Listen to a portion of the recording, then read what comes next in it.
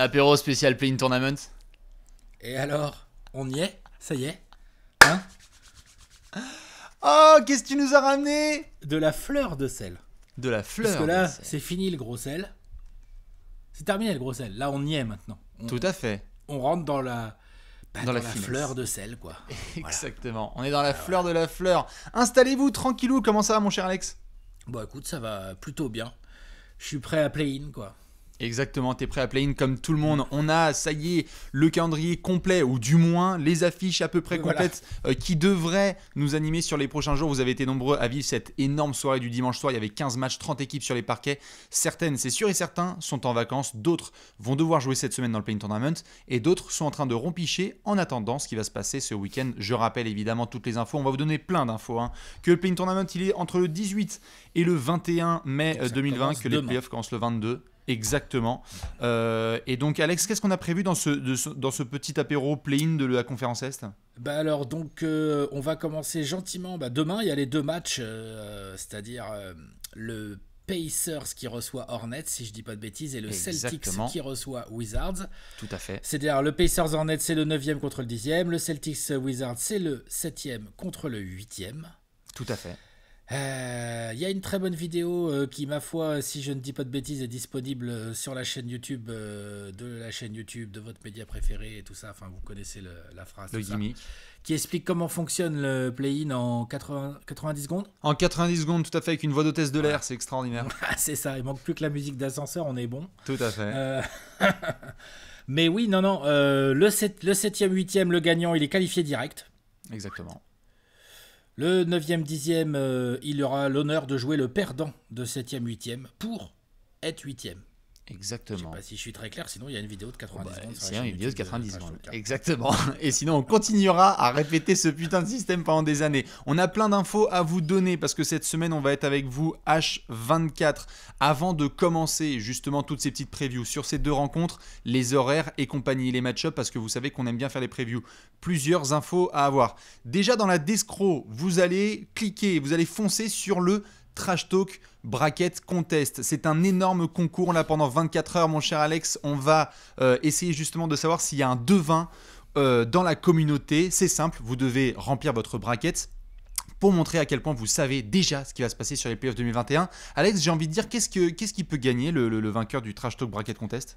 Le vainqueur, il se met ou la vainqueur. Ou la vainqueur, ouais, tout à fait. Le devin ou la devrinesse. Ouais, voilà, c'est ça, exactement. Le gagnant ou la gagnante, va se mettre très bien. Très bien, puisqu'il y aura un gros package, le full package, on va dire. Le full package Shop Trash Talk. Exactement, juste pour ceux qui n'ont pas idée, forcément, il y a un hoodie au choix, un sweatshirt au choix, 2 t-shirts au choix sur la boutique de Trash Talk. Il y a un mug qui va être offert, le plus grand livre de basketball de tous les temps selon Trash Talk. Trash Talk, le basket américain en 300 listes folles, ça fait 2 bouquins dans la boîte, une boîte de jeux, un tote bag. Bon, en gros, vous êtes rodés de fou, mais pour obtenir tous ces cadeaux, il y a un seul vainqueur. C'est justement avoir le bracket parfait. Le bracket parfait ou le bracket qui s'en rapproche le plus, puisque le bracket parfait, on verra s'il y en a un déjà, c'est pas si simple que ça. Ouais. Mais en gros, le gagnant ou la gagnante, il va attendre son facteur, genre en mode comme ça, quoi. Genre, tout à fait. C'est pour moi le gros carton, là. Si vous êtes sage, on mettra de la fleur de sel de Guérande, mais ça, c'est pas garanti. Ça, on verra. Ça, c'est la première info. Donc, vous allez évidemment dans la Descro de cette vidéo et vous pouvez y participer. C'est jusqu'à ce mardi soir, 23h59, puisque ça prend en considération le fameux Play-in Tournament. Alex, juste deuxième élément, parce que je sais qu'il y a beaucoup de gens qui se sont posé la question. On sait déjà qu'il y a du Bucks Heat, il y a aussi du Knicks Hawks, il y a aussi du Nuggets Blazers et du Clippers Mavs. Ces séries, comme toutes les autres, on va en faire les previews. Bien sûr, on va en faire les previews. On va voir pour les timings, on va voir comment se déroule le play-in, on va voir à quelle sauce on est mangé et tout. Mais bien sûr qu'on va preview tout ça. Bien sûr. Sinon, comment ils vont faire les gens, quoi? Sinon, les gens ne pourront absolument pas affiner. S'ils n'ont pas le bracket parfait, justement, avec tous les pronos qui vont être balancés, c'est pas un vrai tour de playoff. Donc, vous inquiétez pas. Comme l'a dit Alex là à l'instant, c'est juste une histoire de timing. Parce qu'avec le Play-in Tournament, justement, on est bouffé à une sauce. C'est pas Nantua, comme dirait Giovanni. C'est un peu compliqué. Et donc, vu qu'on va avoir des matchs jusqu'à vendredi soir, il y aura peut-être des vidéos et le vendredi et le samedi si vous êtes sage. Voilà, il est possible. Si vous êtes sage. Il est possible. En tout cas, on n'aura pas tout avant le samedi matin. Exactement. Maintenant qu'on a fait cette magnifique intro en 5 minutes chrono, on va pouvoir tout de suite se pencher évidemment sur le Play-in Tournament. Alors Alex, tout de suite ça sort le carnet avec les notes. Je rappelle, pendant que tu checkes tes feuilles, je le remonte, le magnifique visuel il est ici, vous le voyez, colonne de gauche la conférence ouest, colonne de droite la conférence est, tout en haut à droite Pacers Hornets comme le disait Alex, la place numéro 9 versus la place numéro 10, et de l'autre côté Celtics Wizards avec les places 7 versus 8. J'en profite avant de te tendre la perche pour rappeler les horaires de ces matchs, on les connaît, ce sera ce mardi soir à minuit 30, vous avez Pacers versus Hornets, c'est donc le Game 1 du Play-in Tournament. Et à 3h du matin, Celtics Wizards, comme tu l'as bien répété, le vainqueur de Celtics Wizards, et je te tends la perche là-dessus, je crois qu'il joue une équipe de basket pas tout à fait mauvaise. Le vainqueur de Celtics Wizards, il sera donc 7ème. Et donc il aura le plaisir de jouer Brooklyn, les Brooklyn Nets. Les Harlem Globetrotters. La Dream Team de la NBA. T'as vu ce qu'ils ont fait les salauds contre les Cavs? C'est bien, hein? Oui, bon, d'accord, c'est vrai, c'était bien, mais c'est vrai que par contre il y avait un petit côté Harlem Globetrotters sans aucune défense, sans rien. Avec le bon coup de Colin Sexton, comme on dit. Voilà, mais c'était beau, ça fait plaisir, j'aime bien moi quand c'est un peu spectacle comme ça le basket. Bah bien sûr, mais donc forcément jouer les Nets c'est pas un super cadeau, on va devoir faire la preview de ce match entre les Celtics et les Wizards. Avant ça, respectons l'ordre chronologique. Pacers Hornets, c'est par ça qu'on va commencer tout de suite, donc l'affiche entre le 9 et le 10e. On peut en parler rapidement Alex, notamment au niveau des dynamiques. Tu sais qu'habituellement on fait ça pour chaque franchise et chaque preview. Et t'as raison, parce que c'est hyper important, parce qu'on a quand même deux équipes là qui sont sur des dynamiques bien cracra. Eh oui. Les Hornets, ils sont sur 5 défaites d'affilée là pour terminer la saison, donc on a quand même connu des dynamiques meilleures pour clôturer une saison. Ouais. Et les Pacers, je crois ils sont à 5 victoires, 5 défaites sur les 10 derniers matchs. Enfin, c'est pas foufou. Ils ont une infirmerie. Bon, bah, c'est plus une infirmerie, le truc, c'est compliqué. C'est la cour des miracles. Je veux dire, ils ont. C'est peut-être la clé d'ailleurs. Je veux bien savoir ce que t'en penses. C'est peut-être la clé. Genre, est-ce que Brogdon va pouvoir jouer à 100% ce match? Bah, on va voir, ça fait partie en tout cas c'est vrai des grands garçons qui sont attendus parce que Malcolm Brogdon, on peut rigoler à chaque fois mais ça reste un gros contributeur, il avait montré par le passé que ça ne lui fait pas peur les grosses plateformes, donc c'est clair que Malcolm Brogdon, s'il n'est pas là, j'adore TJ McConnell hein, qui fait une très belle saison en sortie de banc, mais c'est juste pas le même calibre que Malcolm Brogdon, tout à fait. Non, c'est pas le même calibre. Donc, et puis, du coup, le backcourt formé par Brogdon et Levert, on l'a pas vu tant que ça, finalement. Non, ouais. Entre Levert qui est arrivé, qui a d'abord dû se faire soigner, qui est arrivé dans le trade d'Arden, qui a d'abord dû se faire soigner avant de pouvoir participer. Puis ensuite, Brogdon, là, qui a été blessé depuis, grosso modo, ça fait 3 semaines hein, qu'il peut pas jouer à peu près Malcolm Brogdon. Hein, c'est vers la fin avril là, qu'il s'est blessé. C'est ça, 26 avril, son dernier match. Les Pacers n'ont pas vu TJ Warren de la saison. Sabonis a eu des petits soucis de blessure. Miles Turner, ça fait combien de temps là qu'il est blessé à l'orteil là? Ça fait un petit moment aussi. Hein. Ah bah ça fait la saison, elle est quasiment, elle est terminée hein, pour. Ouais, il jouera pas le play-in. Donc l'infirmerie probablement la clé de cet affrontement entre Pacers et Hornets, puisque par contre côté Hornets, bon, ils auront pas Hayward. Hein, c'est comme ça. Ok, ils se sont bien débrouillés sans. Cody Martin aussi, je crois. Ouais, ouais. Donc, par contre, ils ont récupéré la Melo Ball. Ils auront Monsieur Terry Rozier. Et puis, ils auront leurs joueurs de leur Miles Bridges, plus les joueurs de devoir et tout machin. Donc, ils sont plus au complet, j'ai envie de dire, que les Pacers. Dans le cadre d'une série, ça compte à fond. Mm-hmm. À fond. Mais là, on parle pas de série. Ah bah non, c'est juste en un match. Hein. C'est do or die. Hein. Bah bien sûr. C'est do or die entre les Pacers et les Hornets parce que le perdant de ce match, il est définitivement en vacances. Et c'est pour ça qu'on voulait parler de dynamique en effet pour commencer. Parce que, comme tu le dis, côté Pacers, on parle d'infirmerie tout à fait. Et même, j'ai envie de dire, pour les fans d'Indiana qui ont tendance à baisser un peu leur bob en ce moment, putain, la dynamique en interne. C'est-à-dire qu'on a vu ce qui s'est passé aussi entre Goga Bitadze et Greg Foster, notamment l'assistant. Il y a eu des articles qui sont sortis et des infos qui ont leaké au niveau de l'entente entre Nate Bjorkgren, le coach, et ses joueurs. Donc on a eu certes le retour de Sabonis dans l'effectif sur la fin de saison et il nous a fait un mois de mai, le salopard, comme on le dit souvent, tu sais, c'est le fils de son père, hein, Domantas.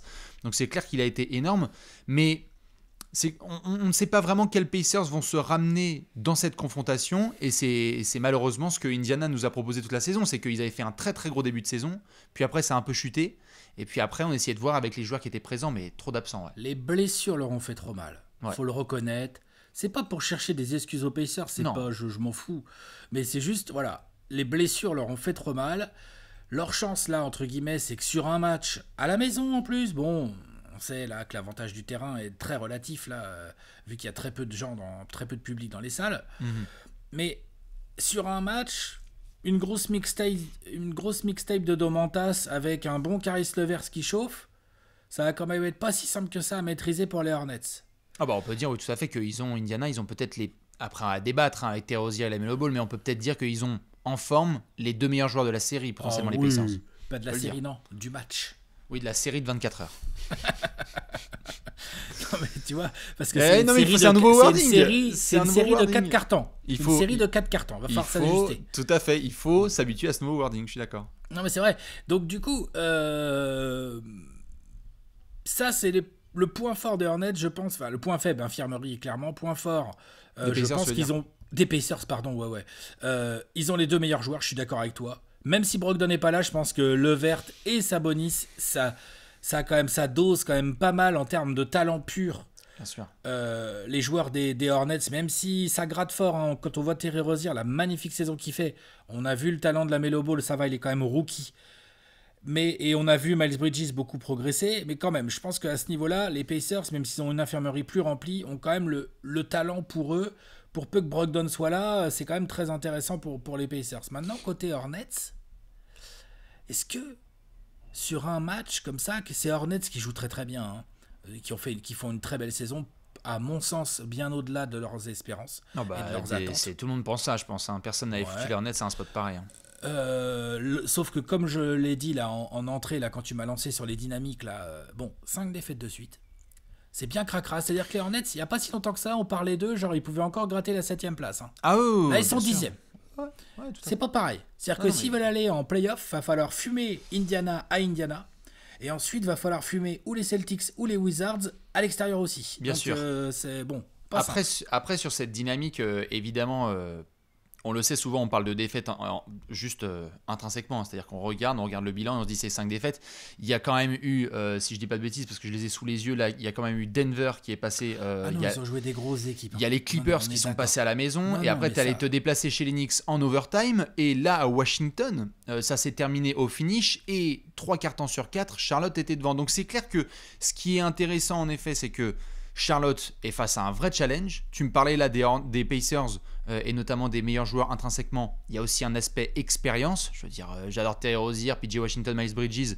Juste avec des mecs comme TJ McConnell et ou Domantas Sabonis et ou Caris LeVert, il y a un peu plus d'XP, il y a un peu plus d'expérience. Juste sur le parquet. Voilà, c'est pas non plus des mecs qui ont fait des finales NBA, mais ça a quand même joué un petit peu plus loin que les jeunes de Charlotte.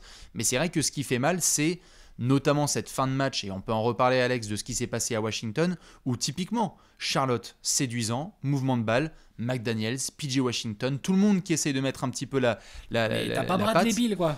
Et t'as Bradley Beal en effet qui est sur une demi-jambe tout à fait, mais... Il est sur une demi-jambe, mais il est plus clutch que tous les Hornets, lui est sur une demi-jambe en fait. Et c'est ça, et au moment où tu dois essayer d'exécuter et tenir face à la pression, malgré toutes les qualités qu'on a données à Charlotte, hein, il y a juste un moment où... Il a été clutch cette année. Ouais, tout à fait. Mais là, dans ce genre de situation, quand tu as juste Westbrook, Ish Smith, Bradley Beal, bon, bah il y a un moment où aussi tu dois faire avec ce genre de pression. D'autant plus que les Hornets ont été vraiment solides à domicile avec Eric Collins, leur commentateur qui a été complètement dingue. Là, tu vas à Indiana. Pas facile quand même. Non, pas facile. La Bankers Life Fieldhouse, si je dis pas de bêtises, bon. Elle sera pas pleine, hein, encore une fois, mais t'es quand même à l'extérieur, c'est toi qui te déplaces, t'es à l'hôtel, t'es pas à la maison, t'as pas tes petites habitudes. T'as un petit avantage, sur un match, ça joue. T'as moins de choses à t'occuper, t'as moins de choses à te soucier pour un match. C'est-à-dire que là, au moment où on parle, j'imagine que les Hornets sont en route pour Indiana, voire sont déjà arrivés. Ah bah ouais. Pendant que Domantas, lui, Pénard, il est avec Sabinouz dans son jardin, quoi. Il attend Pénard, quoi, tu vois. Tout à fait. C'est pas pareil. Coller une mixtape. Oh, non, c'est clair. C'est pas pareil. Pour les Pacers, il y a en effet cette capacité à domicile à pouvoir faire le travail malgré les incertitudes sur la saison régulière, parce que vous savez qu'on aime bien à chaque fois faire les petits points.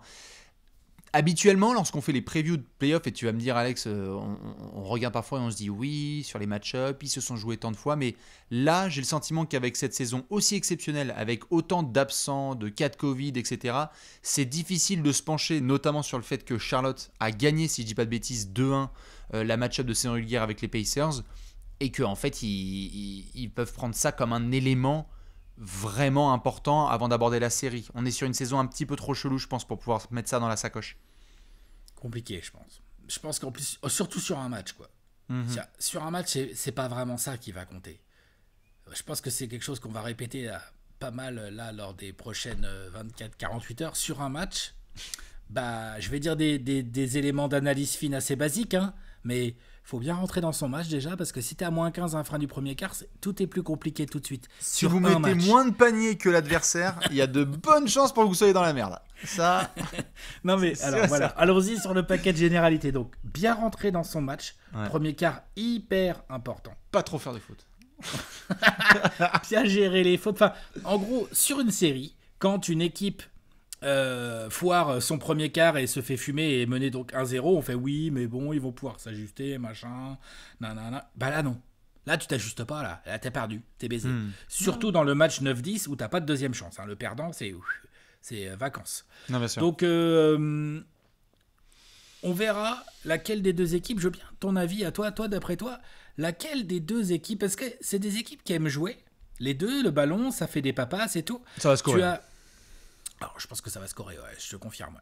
Surtout que les meilleurs défenseurs, ni d'un côté ni de l'autre, enfin, tu vois, t'as pas Miles Turner et t'as pas Brogdon, peut-être à Indiana. Tu sais que ça défend. J'aime bien Goga Bitadze et Aaron Holiday, mais ça défend quand même pas pareil. Ouais, O'Shea Brissett qui fait une pure fin de saison d'ailleurs. Ouais, il shoot bien, mais en défense, bon voilà.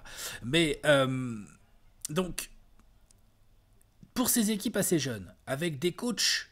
On n'a pas parlé des coachs, mais les deux coachs, il y a un coach rookie et James Borrego qui a un petit peu d'expérience quand même dans la ligue, mais qui a pas non plus, c'est pareil, hein, lui, il a pas 3 bagues dans son armoire, quoi. Tu vois.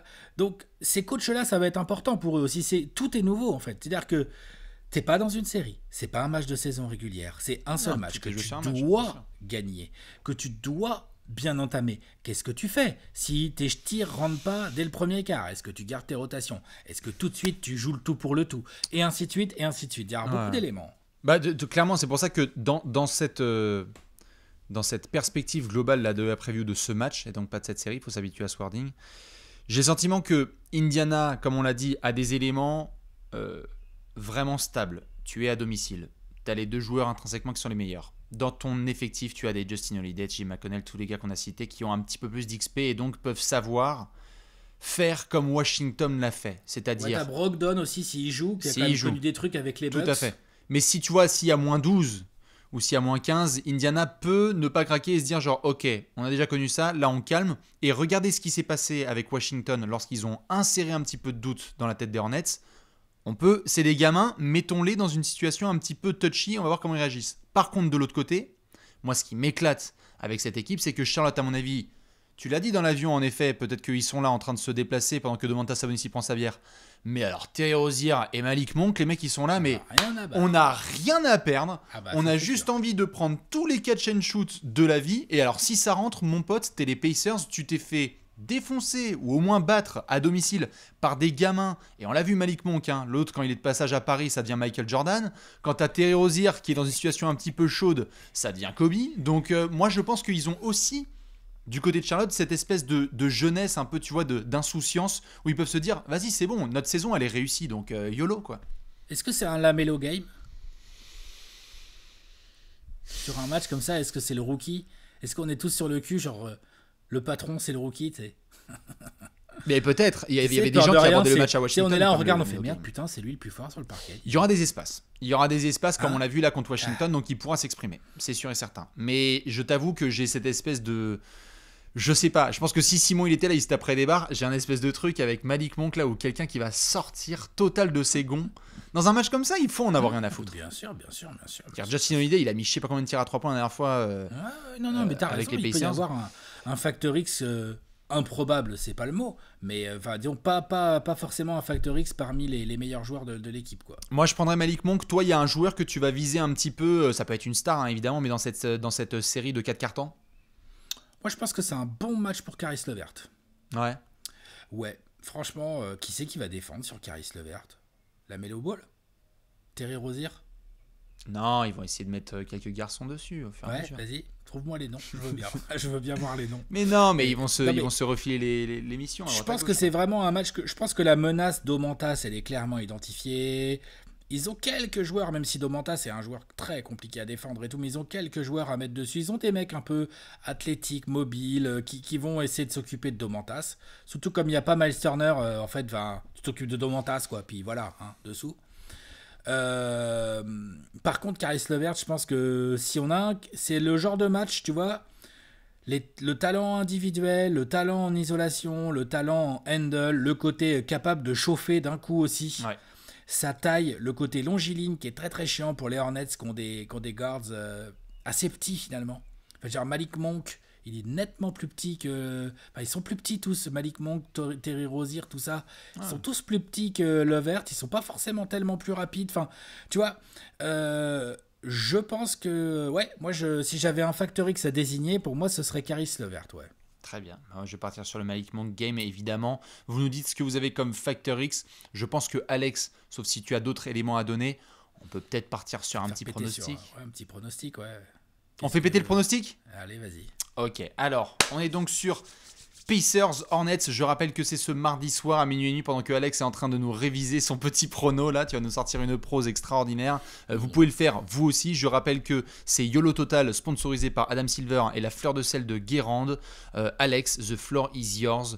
Pacers Hornets 9 versus 10. Qui va partir en vacances et qui va se qualifier pour le Game 3 du Play-in Tournament à l'Est?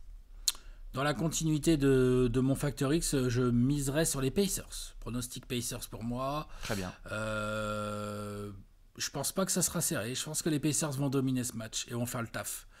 Enfin, je veux dire, ça va, ils vont pas leur mettre 30 points, tu vois. Mais genre, ils vont être là, les Pacers.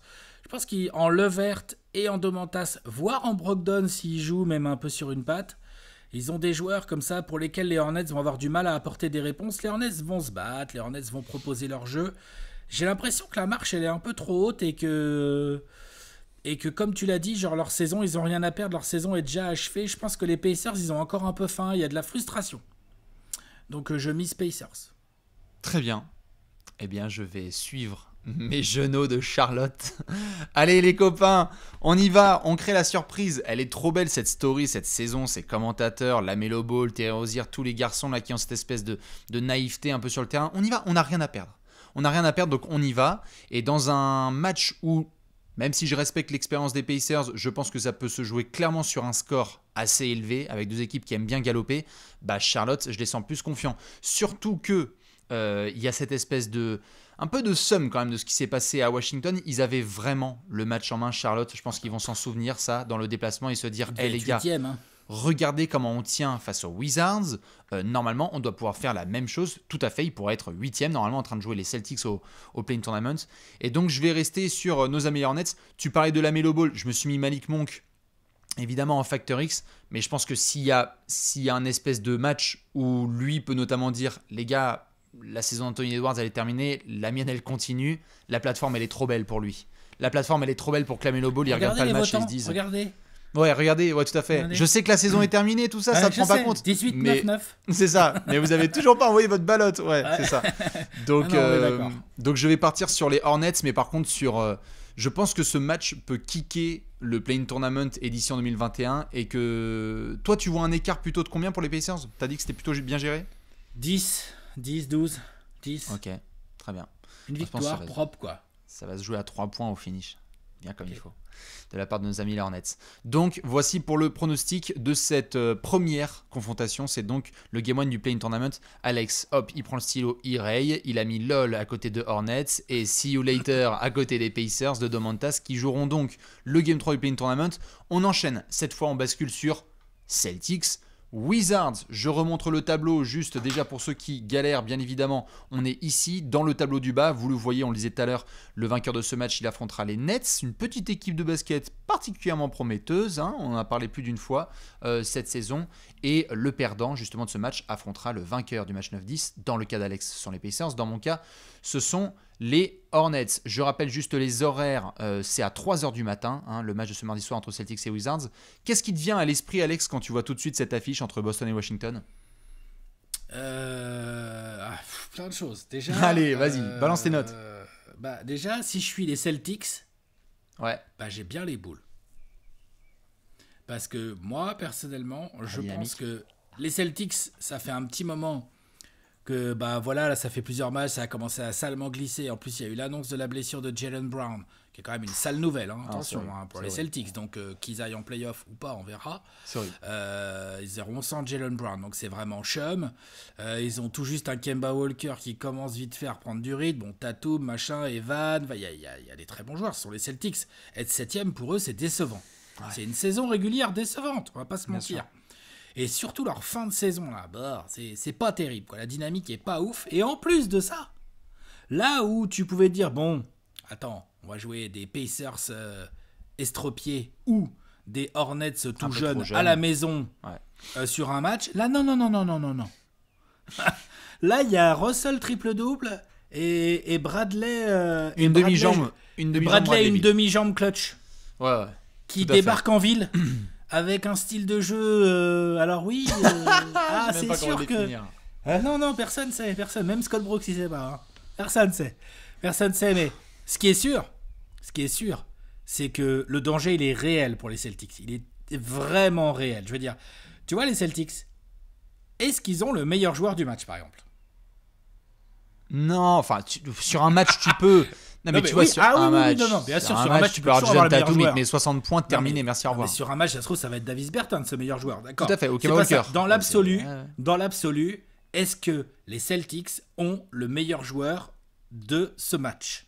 Non, c'est pas sûr, ça discute. Oui, voilà, ça discute. Voire même, j'ai envie de dire non tout court, moi. Moi, je pense que ça discute. Ouais, voilà. Mais t'es d'accord, s'ils jouaient les Pacers ou les Hornets, ça discuterait pas. On dirait un peu moins en tout cas. Ça quand même. Ah, bien sûr. Bon.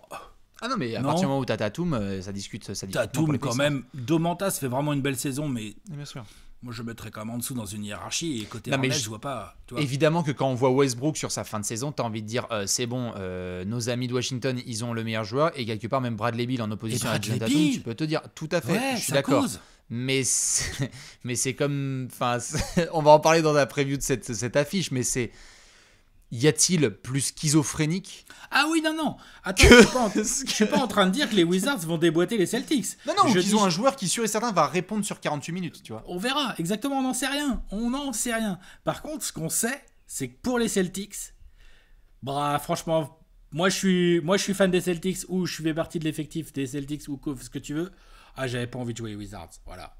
Moi aussi, j'ai pas envie. Parce que parce que dans la dynamique, en effet, rien que déjà côté Boston, t'es pas bien parce que Boston, en effet, je l'ai sous les yeux, 1, 2, 3, 4, 5, 6 défaites sur les 8 derniers matchs pour finir la saison, dont des défaites vraiment crado. La double confrontation versus Miami, c'était pas le meilleur évidemment élément pour se rassurer. On a eu la défaite contre Portland, contre le Thunder, ça a été vraiment dégueulasse. Alors que côté Washington, en effet, je le tweetais hier soir, 17 victoires sur les 23 derniers matchs parce qu'il a fallu faire la remontada de la 13e place à la 8e place de la conférence Est. Donc c'est sûr que Washington a le momentum, je suis d'accord. T'as pas envie, si t'es Boston, t'as pas envie de jouer les Wizards, c'est sûr. Et surtout que non seulement ils ont le momentum, mais en plus, comme tu l'as très bien dit tout à l'heure, c'est complètement schizophrénique comme équipe. Mais justement, c'est ça le problème. C'est que Boston peut tomber sur des Wizards auxquels tu mets 145 pions avec un Westbrook à 5 sur 21 et un Bradley Beal qui trouve pas son truc et tout. Possible. Ils peuvent aussi tomber sur Westbrook à 18 passes décisives avec pas trop de tirs pris et Bradley Beal à propre quoi. Tout à fait. Et là, Mais on est d'accord que c'est 50-50 ça. Ça, c'est une histoire de pile ou face. C'est même pas un 70-30. C'est-à-dire que ça peut littéralement être l'un scénar ou l'autre. Exactement, mais ça ne se prépare pas vraiment en fait parce que tu ne sais pas en fait, tu vois. Quand tu vas jouer les Hornets ou que tu vas jouer les Pacers, tu sais à peu près contre quelle équipe tu vas jouer. Ça ne veut pas dire que tu vas les fumer facile, mais au moins tu sais. Bien sûr, et Et quelque part, on a utilisé le terme schizophrénique pour être un petit peu méchant avec... Enfin, pas méchant, mais au moins un petit peu taquiner nos amis les Wizards. Dans le classement 2020-21 des équipes schizophréniques cette saison, Boston nous a fait quand même bien plaisir parce qu'entre le Heat, les Wizards ou les Celtics, on a eu aussi des contre-performances totales alors qu'il y avait tous les joueurs qui étaient là. C'est juste qu'il y a des éléments qui semblent, en tout cas sur le papier, plus rassurants d'une part et de l'autre. Côté Washington, comme on le disait là, grosse dynamique. Je pense qu'il y a beaucoup de gens qui se posent la question, Alex, il faut quand même qu'on fasse une petite update sur la jambe de Bradley Beal. Il est revenu en grimaçant dans le match contre Charlotte. Il n'était pas à 100%, hein. Ça c'est sûr et certain. Hein. Il n'était pas à 100%. Le staff médical... Non, bien sûr, il avait négocié avec le staff médical pour pouvoir jouer cette rencontre, mais tu ne peux pas démarrer le play-in tournament là en te disant que Bradley Beal est à 100%, c'est impossible. Non, il n'est pas à 100%, c'est sûr et certain. À voir là s'il est donc là en gros il a joué hier, donc si les 48 petites heures qu'il va gratter depuis le match vont permettre, c'est un hamstring, hein, c'est ça, hein, c'est les c'est la cuisse, hein, il se tenait la cuisse depuis cuisse ou ischio. Donc à voir si les 48 vont pas et bien évidemment ça va pas suffire pour le remettre à 100%. Ça peut continuer à le mettre, genre s'il était à 60%, il peut peut-être être à 70, 75%, tu vois, j'en sais rien, je suis pas médecin, je pense pas que ça marche comme ça d'ailleurs, mais bon bref, les gens voient ce que je veux dire dans ma grande expertivité médicale. Westbrook, lui, est à 100%, Davis Bertans, lui, est là, nos amis Rui, Hachimura, tous ces joueurs là, Gafford, Robin Lopez, Ishmis, Robin Lopez, machin, tout ça, ça va être là. Et en forme physique, et ce sont des joueurs, mais ils sont bien dans la lignée de leur leader. Hein. C'est des joueurs, tu sais qu'ils vont se donner, mais tu sais pas ce que ça va donner, quoi. En gros, hein. Robin Lopez. Il peut faire des dingueries, tout à fait, et devenir le Celtics killer sur un seul match. Hein. Il peut prendre 10 rebonds et mettre les 8 bons points qu'il faut, ou alors il peut prendre des hooks merdiques à 5 mètres alors qu'il y a Bradley Beal tout seul. Ouais, mais Robin, tu sais que c'est une des meilleures options, hein, Robin Lopez, le balle au poste, parce que franchement, sur ses hooks, il est particulièrement intenable. Je suis vache, mais enfin, parfois il m'énerve parce que, bref. Donc, pour d'autres raisons. De toute façon, c'est pas compliqué, regarde, Bastien, j'avais noté pour les Celtics, pas de certitude, pas de rythme et pas de Jaylen Brown. Ouais. Et pour les Wizards, j'avais écrit Bradley Beal, point d'interrogation, pas de défense et pas de vrai fond de jeu. Et tout à fait, et c'est quelque part la match-up. C'est pas exhaustif. Hein. On n'a même pas parlé de cette match-up, c'est celle qui me terrorise le plus quand même, c'est Brad Stevens versus Scott Brooks. Je veux dire, il faut aussi dire les choses comme c'est. Certes, tu peux compter sur Russell Westbrook et Bradley Beal pour être les deux clairs meilleurs joueurs d'une rencontre de 48 minutes qu'il faut remporter pour essayer de justement éviter un deuxième match du play-in tournament. Mais tu as aussi Scott Brooks, c'est-à-dire Bradley Beal met 8 points de suite. Tu sors, on va mettre Garrison Matthews. Voici Robin Lopez qui essaie de faire quelques minutes complètement claqué au sol. Tout se passe bien avec Daniel Gafford. Faisons rentrer Alex Len. Je veux dire, le mec qui est le plus flippant sur cette série de 4 cartons, il est même pas sur le terrain pour moi. C'est Scott Brooks de Washington, Alex. Je préfère être très clair. Le mec, il est ultra flippant. Il peut voir Daniel Gafford faire un carton à 8.8 rebonds de contre et dire « Attends, t'as un peu moins d'XP que Robin Lopez et Alex Len, tu sors. » Parce que j'avais vu sur le papier, on avait dit 18 minutes ce soir. Non, attends, alors qu'à Brad Stevens, on peut le critiquer et Dieu sait si on lui a envoyé. Mais moi aussi, c'est pour ça que ça va être incroyable le match à 3h du matin. Mais c'est des putains de génies. Je pense que Brad Stevens, on l'a souvent taclé, mais il apporte un petit peu plus de. De toute façon, c'est difficile de faire moins que. Attends. Commençons pas à comparer Brad Stevens et Scott Brooks. Je ne sais pas comparer. J'ai dit qu'il apporte un petit peu plus de certitude et d'exécution dans un match. Je veux dire, Brad Stevens, il a quand même connu des situations où il peut se retrouver dos au mur et faire le taf. Normalement oui, mais j'ai vu tellement de mauvais matchs des Celtics cette saison, et je ne dis pas qu'ils sont forcément dus à Brad Stevens, je dis que les Celtics ont fait un paquet de mauvais matchs cette saison. Dans l'attitude, dans le mental, dans certains efforts et tout. Et là, on est sur un délire où on peut me dire ce qu'on veut, mais Ishmis, Robin Lopez, Gafford, ils vont mettre les efforts. Westbrook, je sais pas s'il va être efficace, hein, mais il va mettre l'énergie et les efforts qu'il faut. On connaît le bestiau. Donc, du coup, tu vois, sur ce plan-là, de être capable de mettre l'intensité à l'instant T, limite, je donnerais plus aux Wizards l'avantage. Sur les aspects tactiques, sur les aspects variété, sur les aspects fond de jeu et tout, bien évidemment, moi je donne l'avantage aux Celtics. Justement, Boston. Clairement, justement, tout ça, on est d'accord. Mais il ne faut pas négliger l'envie et l'énergie que les Wizards vont être capables de mettre dans ce match. Je suis d'accord. Et c'est pour ça que sur un match de 48 minutes, on l'a dit pour Pacers Hornets, tout peut se passer. Et c'est ce qui fait que tu peux avoir des héros de Play-in Tournament. On va justement se pencher là-dessus sur le côté Factor X. Côté Washington, côté Boston, il y en a plein. Tu le disais, Davis Bertans peut devenir le héros d'un soir. Ish Smith, ils sont en train d'en faire des articles complets dans Washington Post depuis ce qui s'est passé hier soir. À Boston, on le sait, out of nowhere, tu as un gros Aaron Nesmith, ou bien tu as eu le Romeo Langford qui a fait son travail, ou d'autres garçons, il y en a plein. Alex, ce serait qui ton Factor X sur ce genre de rencontre? C'est une bonne question. On n'a pas parlé de Marcus Smart. J'y viens. Ouais, non, mais tu vois, on n'en a pas parlé. Ouais, mais t'inquiète, j'y viens là. Il va avoir du travail, donc je te le laisse. Mon Factor X. Ouais, je pense que mon Factor X, ça peut très bien être Ish Smith, ouais. La phrase. Ouais. Je pense parce que Raoul Neto, en fonction de l'état de forme de l'ami Bradley Beal, il va avoir plus ou moins de temps de jeu. Plus ou moins de 40. Hein. Comment ? Plus ou moins de 40 minutes. Pour Bradley Beal. Hein. Oui, mais il va jouer Bradley Beal. Ouais, tout à fait, c'est pour ça. Puisse ou pas. Bah, bien sûr. Mais en fonction de l'état de forme exact, il va y avoir des rotations à gérer et tout. Ou alors Scott Brooks va pas se faire chier, il va faire jouer Bradley Beal et Russell Westbrook 43 minutes chacun. Je pense que Ish Smith va avoir un peu de temps de jeu et que sur les minutes qu'il a, il peut faire des choses intéressantes en termes de rythme et en termes de faire chier les Celtics.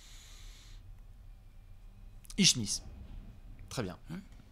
Voilà, je voulais savoir au bout de combien de temps t'allais te marrer. Non, mais bon. Après, c'est quoi les Factor X? De toute façon, les Wizards n'ont pas de Factor X. Bah, y a le niveau de performance de Westbrook et de Beal. Non, mais voilà le Factor X des Wizards. Tout à fait, mais je veux dire par là, si ça se trouve, le meilleur pivot de cette série de 4 cartons, c'est Daniel Gafford, si tu veux. Ouais.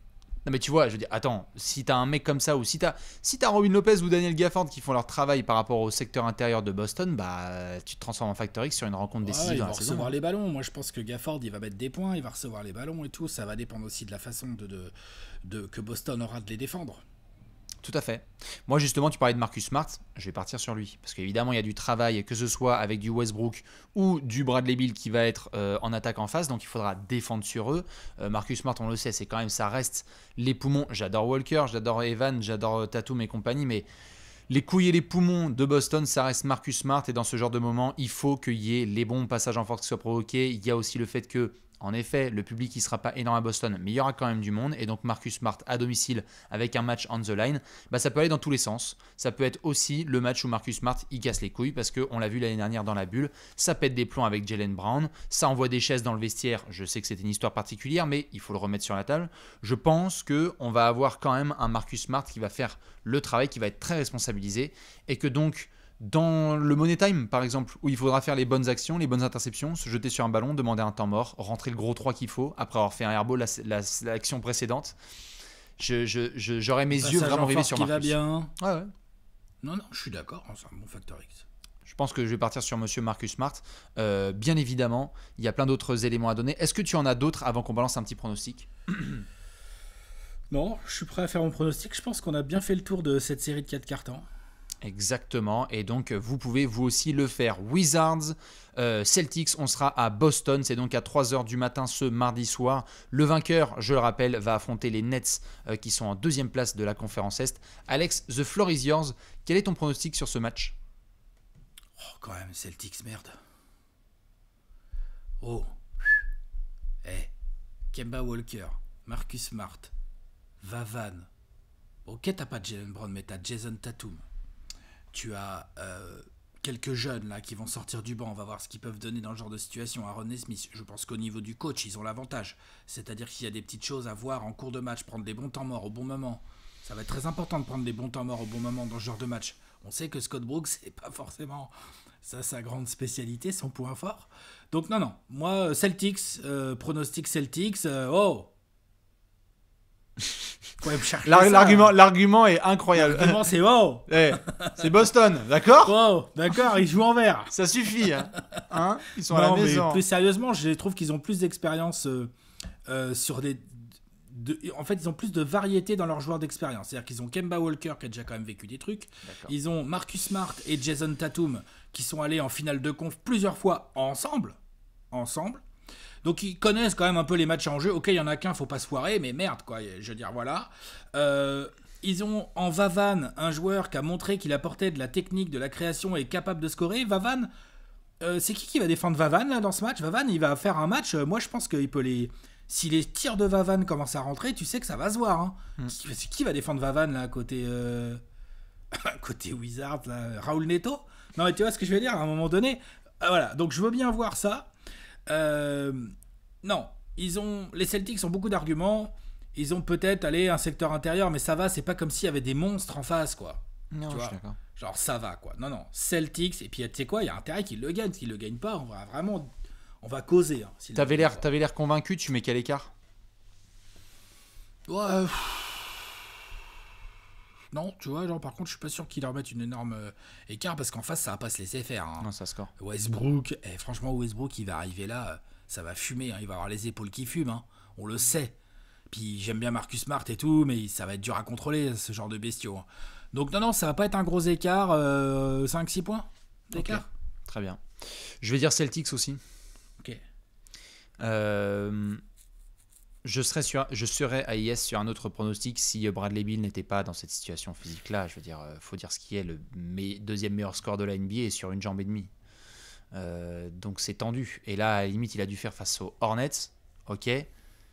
Je pense que malgré toutes les critiques qu'on vient de balancer autour des Celtics et de Brad Stevens, ils vont concocter un joli petit plan de jeu pour l'ami Bradley Beal. Wow. Et derrière, il y a toutes ces incertitudes autour de Scott Brooks. Il peut même y avoir 8 points d'avance dans le quatrième quart-temps pour Washington.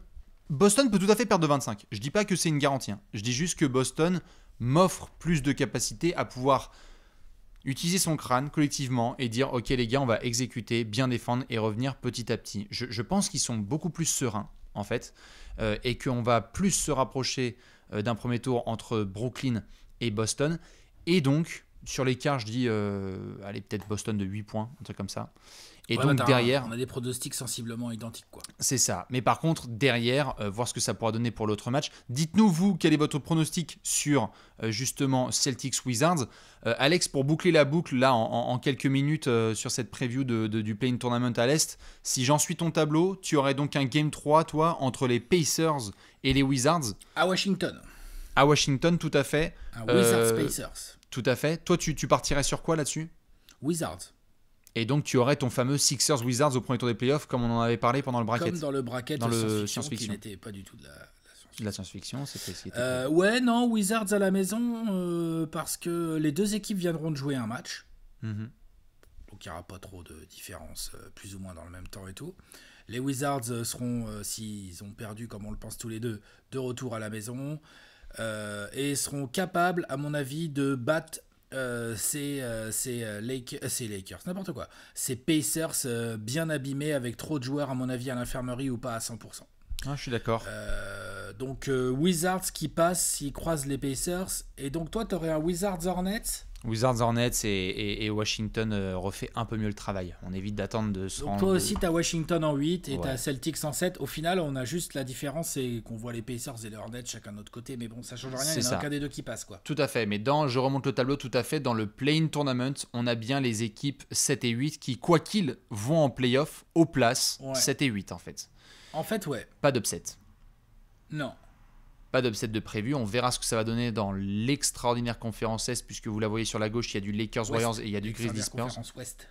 Pardon, j'ai dit autre chose? Ouais, t'as dit Est, mais c'est pas grave, t'inquiète. Désolé, on va aller justement en NBA à l'Ouest pour parler de Grizzlies Spurs et aussi de Lakers Warriors. Dites-nous ce que vous pensez évidemment de ces quelques affiches à l'Est, bien évidemment. Quels sont vos pronostics? Et nous, on vous retrouve très très vite pour la preview de la conférence Ouest dans le Play-in Tournament. Des bisous. Ciao, ciao. À très vite. Ciao. Ciao.